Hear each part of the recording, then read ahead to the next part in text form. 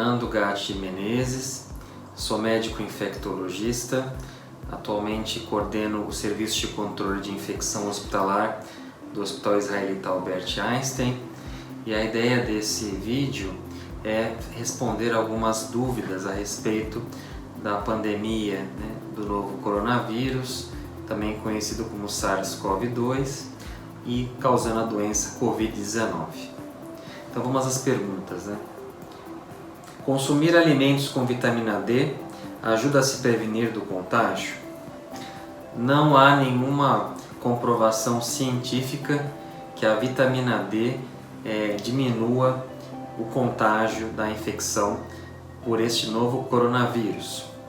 Então, não é porque você ingere suplementos de vitaminas que você está protegido contra a infecção. Então, o mais importante é você seguir a adequada higiene das mãos, evitar aglomerações, se possível usar máscaras, em ambientes onde você tem contato com outras pessoas, e isso são as recomendações fundamentais. Existem casos confirmados de morte de jovens sem doenças pré-existentes? Sim, existem realmente óbitos de pacientes jovens que contraíram a infecção pelo novo coronavírus. É claro que a incidência de óbitos é maior na população acima de 65 anos que apresentam comorbidades, mas realmente, respondendo à pergunta, existem sim casos de mortes de adultos jovens pelo novo coronavírus. Por isso que todas as pessoas devem se prevenir, sem exceção, por faixas etárias. Quanto tempo o vírus permanece vivo em superfícies e no ar? O vírus ele pode permanecer nas superfícies de contato por até 72 horas, de acordo com alguns trabalhos científicos, com relação à sua permanência no ar, ele pode ficar até 2 horas em média suspenso na forma de aerossol, e aí sim ocorrer assim o contágio das pessoas que estão naquele ambiente. Quem já pegou após se curar está imune? Não.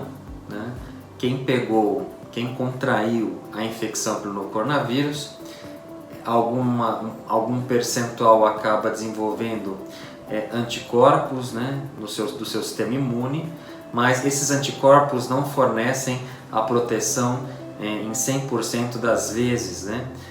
Por isso, as pessoas que tiveram a infecção pelo novo coronavírus ou tiveram o Covid-19 também podem novamente apresentar novamente esse quadro se expostos ao vírus. Quando tende a acabar essa pandemia? Existe uma estimativa em relação ao início e fim de uma pandemia de vírus respiratórios, que nós temos um histórico com influenza, o influenza H1N1 em 2009, realmente a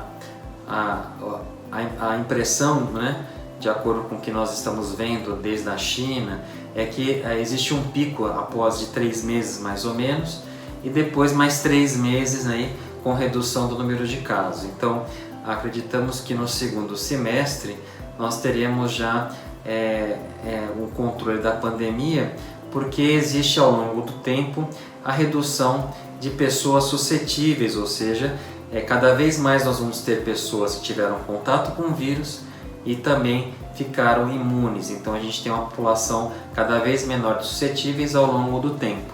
E assim o número de casos tende a diminuir também. Se tiver um corte na mão e passar em uma superfície contaminada, qual o risco de pegar?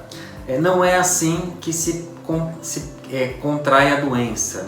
A doença é transmitida através da via aérea, ou seja, a eliminação de gotículas e também de formas em aerossol por pessoas contaminadas no ambiente, e você acaba adquirindo ao inalar as gotículas e também esses aerossóis. Além disso, é claro, em superfícies contaminadas, você pode, ao tocar nessas superfícies, levar sua mão contaminada à região de via aérea e assim levar também esse vírus para o seu organismo, levando à infecção.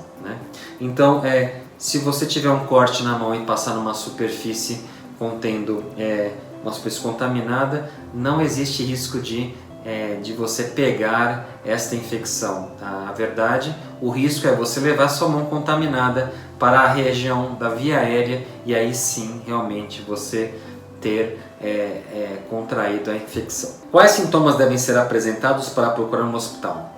Os sintomas da infecção pelo novo coronavírus ou Covid-19 são febre, tosse, dor de garganta e falta de ar, podendo estar cometendo também cefaleia, né, que é a dor de cabeça, e também diarreia em algumas situações.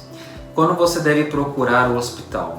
Quando você tiver falta de ar, quando você tiver a sensação de falta de ar ou você tiver uma frequência respiratória mais elevada, estar mais ofegante para atividades que você não ficava antes, procure sim o pronto atendimento para uma avaliação, um diagnóstico preciso e tratamento adequado. Se estiver com sintomas de gripe, mas não sei se é coronavírus, como devo proceder com minha família? Como em todos os vírus respiratórios, né, onde existe a transmissão via aérea, seja por gotículas, né, ou por contato com superfícies contaminadas, a conduta com a família é a mesma. Se você está doente, com um quadro respiratório febril, você deve evitar aglomerações, você deve, ou seja, evitar reuniões com a família, você deve utilizar uma máscara cirúrgica, no tossir e espirrar, cobrir a região da boca e nariz, higienizar as mãos sempre com frequência, ficar isolado da família, né? E, da mesma forma, sendo coronavírus ou sendo uma influenza, uma gripe comum. Bebês de colo têm chance de contrair? Sim, bebês de colo têm chance de contrair infecção pelo novo coronavírus, geralmente adquirido pelo contato com a mãe e com o pai, né, que estão também contaminados. Então, sim, bebês podem contrair sim essa nova infecção. É seguro pedir comida ao mercado por delivery? Sim, é seguro pedir comida ao mercado por delivery. O cuidado que você tem que ter ao chegar a essa mercadoria, você fazer uma higienização do invólucro, né? Seja com álcool líquido a 70%, né? Para poder realmente ter mais contato com esse pacote, e também lembrar sempre que depois de você higienizar esse pacote, fazer a desinfecção, você também higienize suas mãos com álcool a 70, gel ou água e sabonete. Já tive pneumonia, entro no grupo de risco? Não. Quem já teve pneumonia não entra no grupo de risco para maior gravidade da infecção pelo novo coronavírus. Os fatores de risco para a aquisição de uma infecção mais grave são idade superior a 65 anos, doenças crônicas cardíacas, doenças crônicas pulmonares, insuficiência renal crônica, pacientes que têm asma, pacientes que têm uma hipertensão não controlada, obesidade acima de IMC de 40 e também diabéticos. Então, esses são os grupos de risco para a aquisição de maior gravidade da infecção. Não, se você já teve pneumonia anteriormente, não faz parte do grupo de risco. Qual o tempo de incubação? O tempo de incubação é o tempo da exposição ao vírus até o início dos sintomas. Esse é o chamado tempo de incubação. Geralmente, para o novo coronavírus, varia de 2 a 14 dias, com uma média de 5 dias aí para início dos sintomas após a exposição. Quais os sintomas os brasileiros têm mais apresentado? É como o resto do mundo? Sim, os sintomas apresentados aqui no Brasil são iguais aos sintomas descritos fora do nosso país, né? Então, basicamente é o quadro febril associado a algum quadro respiratório, tosse, dor de garganta, falta de ar, podendo estar associado diarreia e dor de cabeça. E claro também rinorreia, quer dizer, aquela coriza, né, que a gente encontra nos pacientes também. O vírus pode ser transmitido pela pele? Não, o vírus não é transmitido pela pele, mas a gente pode contaminar nossas mãos com superfícies contaminadas e aí sim levar essa mão contaminada a pele vai estar contaminada com o vírus e eu levo até a minha via aérea superior, seja nariz, seja mexendo nos olhos, ouvido ou boca. Por isso é muito importante que as pessoas, ao tocarem superfícies, a gente não sabe se estão contaminadas, elas devem higienizar as mãos com produto alcoólico, gel alcoólico ou água e sabonete. Quais os problemas em manter o cabelo longo ou barba comprida? Não existe problema algum manter o cabelo longo ou barba comprida. Só tem um ponto que eu gostaria de comentar com vocês aqui, é que a barba comprida, né, a barba em si, ela pode prejudicar o uso de máscaras, né?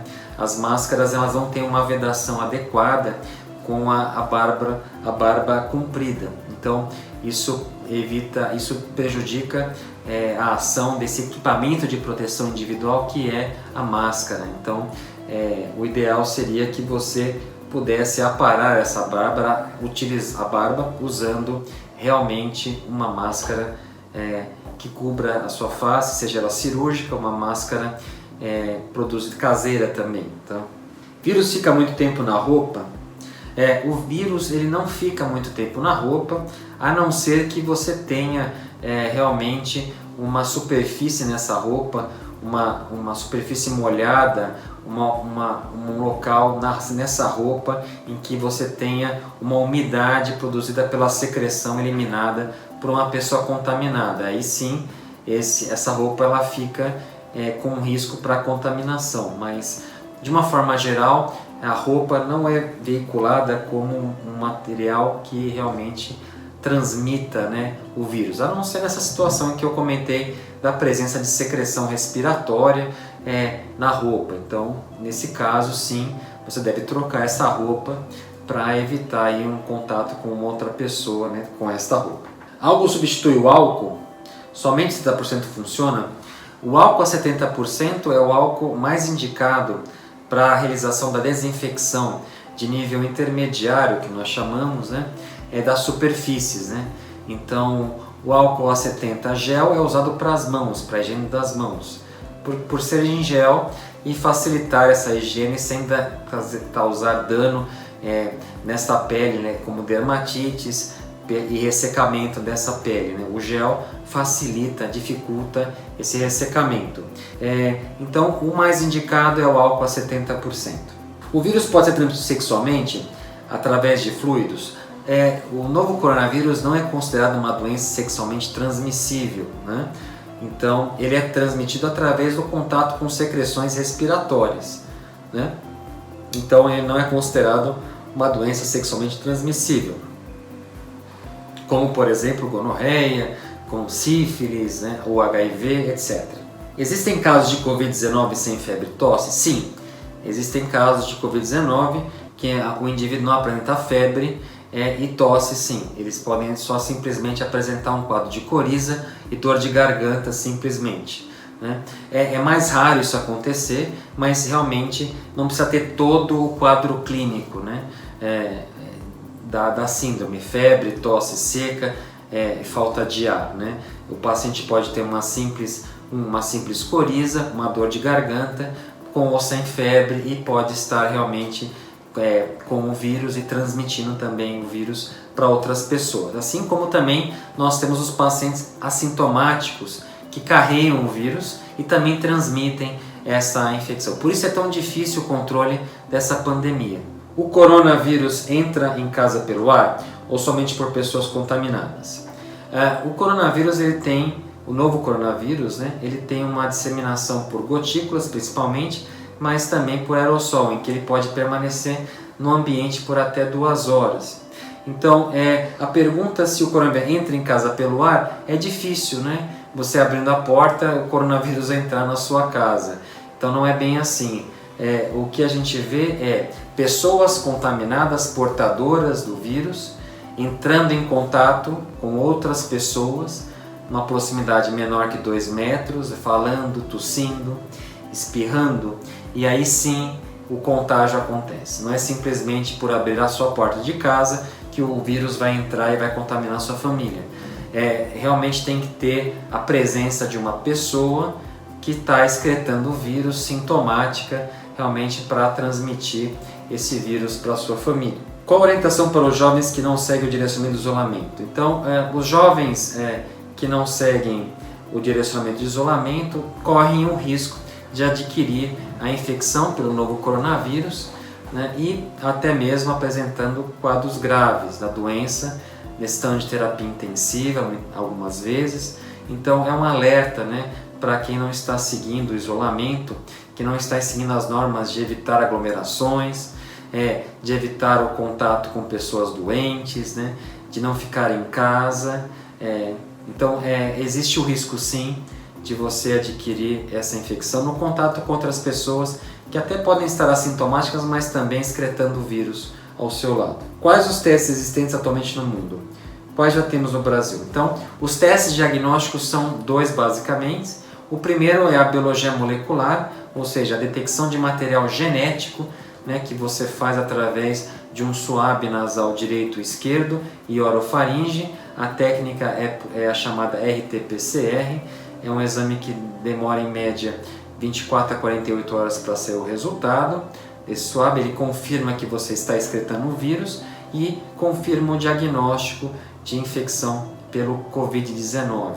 Atualmente está chegando no Brasil também os chamados testes rápidos ou pela técnica imunocromatográfica. Isso a gente vai ter nas próximas semanas com uma rapidez de diagnóstico, né, de 1 a 3 horas, né?